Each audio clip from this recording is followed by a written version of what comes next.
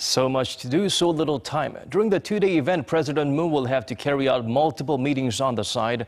For a closer look at the many agenda the Liberal leader must focus on during these sessions, our Lee-ji-won turns to some expert analysis.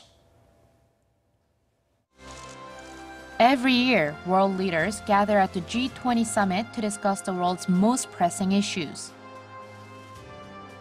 But for President Moon Jae-in, who's been in the country's top office for 2 months now, this year's G20 summit is also where he makes his debut on the global political stage.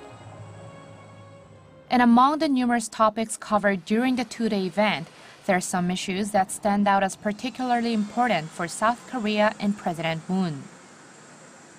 North Korea's nuclear threats is probably the most critical issue for not just the South Korean leader, but for the world leaders too. And with Pyongyang's missile launch earlier in the week, experts say it is even more important for countries to come together. North Korea's nuclear weapons development not only threatens the Korean peninsula, but the whole world as well. It also violates the UN Security Council's resolutions. And so it's important for President Moon to seek cooperation and solutions together with world leaders. But while countries agree that international support is needed, some experts say President Moon needs to go a step further and try to establish a consensus that inter-Korean relations should now be led by South Korea. Previously, Seoul simply sought to play a role equal to the U.S. or China in dealing with Pyongyang's denuclearization. But now, President Moon has been urging that Seoul play a more leading role in the process through appropriate pressure and engagement strategies, while still seeking cooperation from other countries.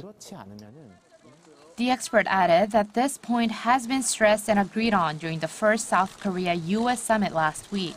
But President Moon must use the G20 summit to show that South Korea has the determination and capability to lead on this issue and help resolve the deadlock between the differing views of the U.S. and China. One of the other key diplomatic challenges for President Moon is to clearly deliver South Korea's stance to China on the deployment of the THAAD missile defense system. Beijing has reiterated its opposition to the deployment of THAAD on South Korean soil on numerous occasions, saying that the system compromised its regional interests. This in turn resulted in South Korean firms and cultural exports suffering from unofficial economic retaliation from China. Thus, experts agree that it's pivotal that President Moon makes his Chinese counterpart understand that THAAD is a matter of national security as well as survival for South Korea.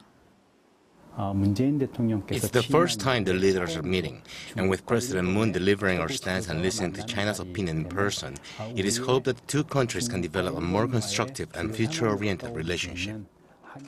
And in his first talk with his Chinese counterpart on Thursday, President Moon sought President Xi's support in improving economic relations between the two countries.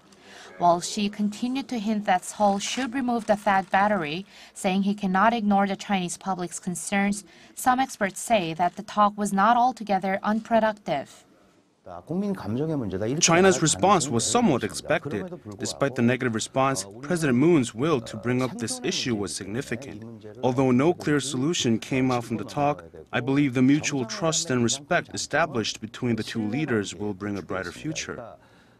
With many other issues to discuss, President Moon has already held his first bilateral talks with his German, Chinese, and Japanese counterparts and is scheduled to meet with more leaders on the second day of the summit.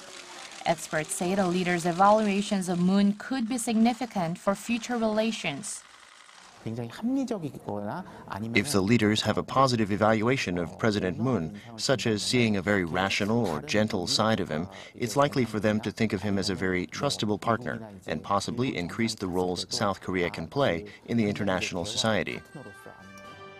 Experts say this is only the beginning for President Moon and that they hope the G20 summit will work as an opportunity for him to expand South Korea's role in the international community. Lee-ji-won, Arirang News.